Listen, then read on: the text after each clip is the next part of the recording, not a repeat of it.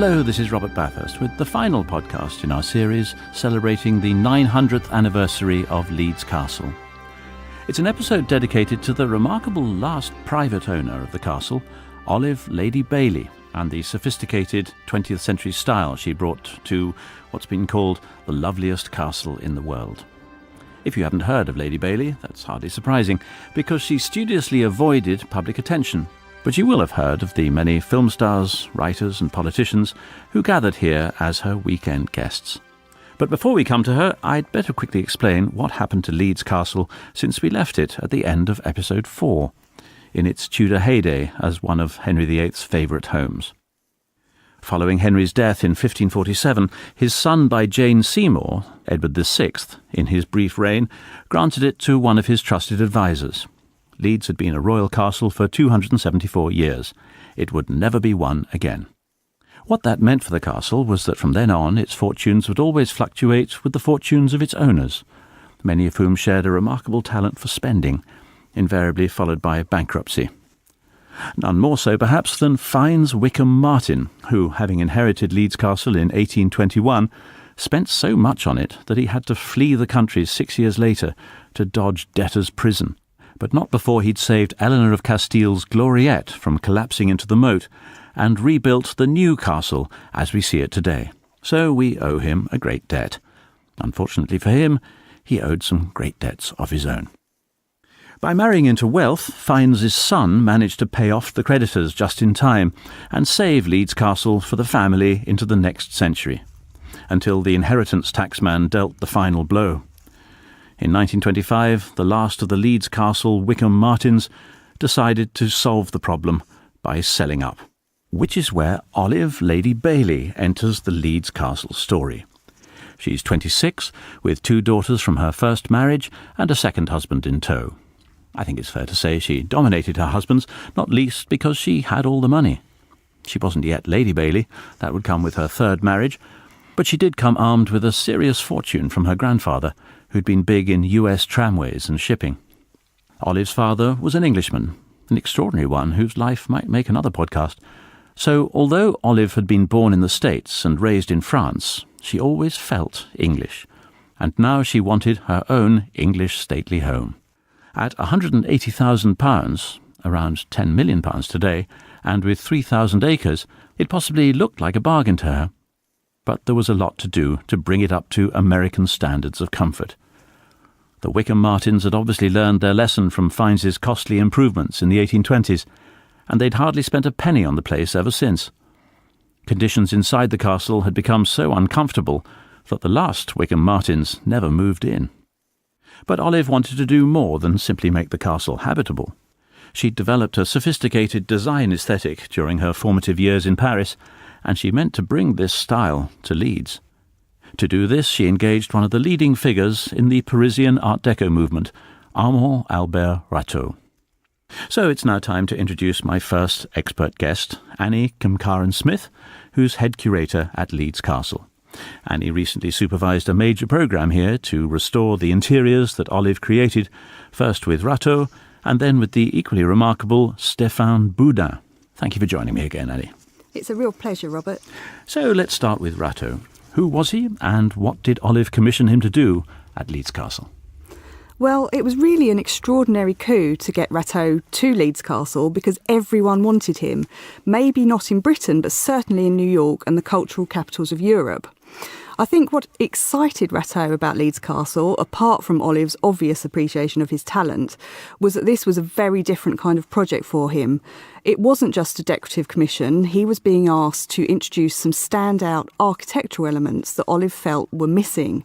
So in Fynes Wickham Martin's 1822 Newcastle, which looked Tudor on the outside but quite bland inside, he reclaims a whole set of Jacobean panelling from a condemned mansion in Peterborough and refits it into one of the drawing rooms, lowering the ceiling to meet the panelling so it looks like it's been here forever. And I recently discovered that he designed the spiral staircase in the Newcastle too, which looks every bit as old as that 16th century Breton staircase in the British Museum. I imagine, Annie, that most of your visitors are, like me, amazed to discover that it's a 20th century creation. as is the Tudor-style elevation into the Gloriette courtyard. How do they feel about this when they find out? I think people are really rather surprised, Robert, and I hope they feel, as I do, quite privileged to understand the extraordinary vision and skill that was behind these achievements. That's part of the magic of Leeds Castle.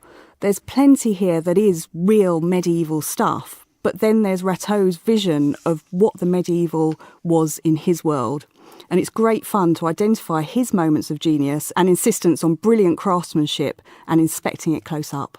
So, in remarkably little time, Rateau has worked his magic, and Owen Little, Olive's day-to-day architect, has done all the other essential work to make Leeds Castle thoroughly habitable. Outside, a lot of work's been going on too, to landscape and replant the gardens, create a tennis court and pavilion, a golf course and clubhouse, and a swimming pool, complete with one of the world's first wave machines. Olive even had llamas and zebras brought here to decorate the scene. It's the perfect weekend package for her celebrity guests to come and enjoy. And it's the perfect moment to introduce my second expert guest, the historian Adrian Tinniswood, whose recent book, The Long Weekend, Life in the English Country House Between the Wars, captures the spirit of the age. Adrian, thanks for joining us. Thank you. Good to be talking to you, Robert. Now, Adrian, I've got a list of some of Olive's guests here. We've got Charlie Chaplin, Robert Taylor, Errol Flynn, Mary Pickford, Noel Coward, David Niven, Jimmy Stewart, both Douglas Fairbankses, mostly movie stars, and mostly men, it seems. Didn't she invite women?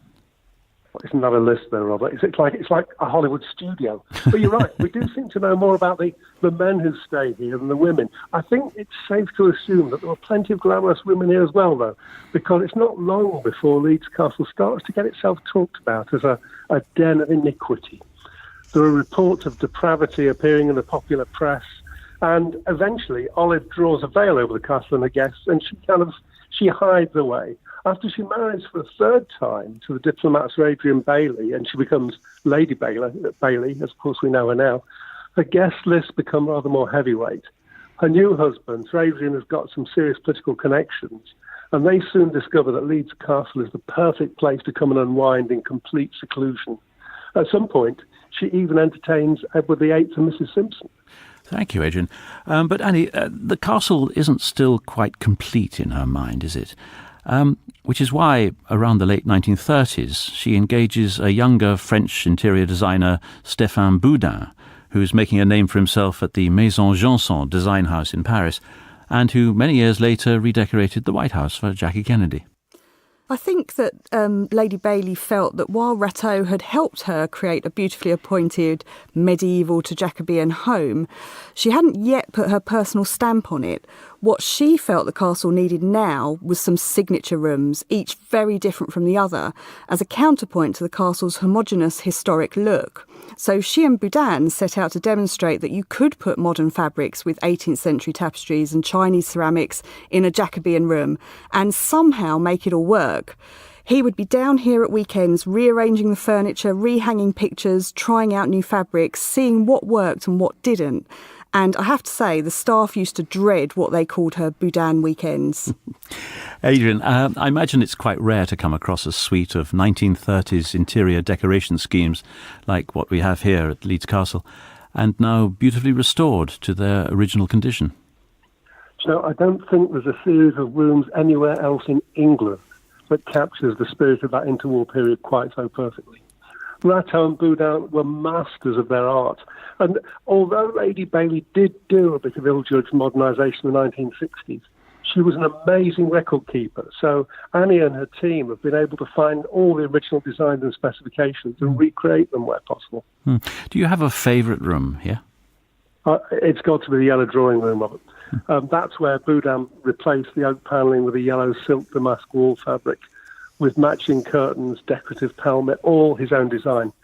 Over the years, though, these fabrics got badly worn, but Annie and the team found his original specs in Lady Baillie's archives.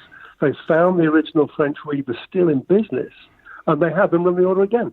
It's amazing to see the newly restored room just as Lady Baillie presented it to her guests in the 1930s. And with the approach of the Second World War, Lady Baillie's guest lists shift from Hollywood to Westminster. Before the war, Anthony Eden, the Foreign Secretary, met the German ambassador here. During the war, Churchill himself was here, as was Montgomery, discussing contingency plans in the event of a German invasion. And for a while, the Battle of Britain was going on right above the castle. Planes, pilots, and the occasional bomb dropped out of the skies into the neighbouring countryside. But remarkably, only one bomb fell on the grounds here, with just the single casualty, an unfortunate llama. And Lady Baillie was quick to make Leeds Castle useful to the war effort. It became a treatment centre for wounded RAF and German pilots, with an operating theatre on the first floor, and later a recuperation facility for the pioneering Mackindo plastic surgery unit in East Grinstead, with Lady Baillie performing some of the nursing duties herself. And after the war, Leeds Castle became a much quieter place. There were fewer weekend parties, although famous people continued to gather here, including JFK at one point. Her children had left home. Her third and final marriage was over. Collecting rare birds became her thing. Adrian, she's a mysterious lady. She sets out as a young woman to create the perfect stately home. She spends a fortune doing so. She invites all these famous people to come down, but then disappears, like Gatsby, into the background to watch a movie on her own. What do you think was her driving purpose? And did she achieve it? What, in the end, is Lady Baillie's legacy? Do you know, Robert, I think that image of a female Gatsby is perfect. It captures her. There are so many different ways of seeing Olive Baillie. As the saviour of one of our historic castles, remember, a lot of great houses were being demolished between the wars. She's a great patron of the decorative arts with her own sophisticated tastes. She's a brilliant party planner, people mixer. She's a discreet hostess to important public figures. And during the war, she's a public-spirited citizen, ready to give her time and her home to the courts.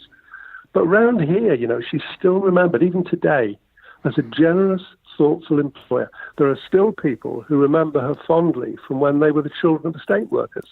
They remember the interest she took in their health and education. They remember the wonderful Christmas party she threw for them. And of course, it's thanks to Lady Baillie that Leeds Castle is open to the public at all. Because before she died in 1974, she set up a charitable foundation to preserve it for public benefit. Annie, for you and all your colleagues who work here, what does Olive mean to you? I think that we certainly feel her presence here more than any of the other big personalities who lived here. The 6 Queens of England who owned it, Henry VIII, Catherine of Aragon, and so on. This is her place. She, more than anyone else on that list, made it work as a happy home, as an exciting destination, as a great place to work, and as part of the local community. That's why we went to all that trouble to restore those interiors to their original appearance. We want to keep her spirit alive and keep the castle alive in ways we think she would have approved of, like the work we're currently doing to make her wood garden even more spectacular. And yet it was before Olive arrived there that Lord Conway made his famous remark about Leeds Castle, that it was the loveliest castle in the world. That was in 1913, as I say, before she arrived. He did, but he only saw it from the outside, and it became lovelier still after she, Ratteau and Boudin transformed it inside. And I urge all our listeners to come and experience what they created here, if they haven't done so already. We are open 364 days a year. Annie and Adrian, thank you. And thank you all for listening. We've now come to the end of our inaugural series of podcasts. If you have time, please rate or review it and tell your friends. We'd love to know who's been listening and what you've thought of these programmes. Thank you again for listening.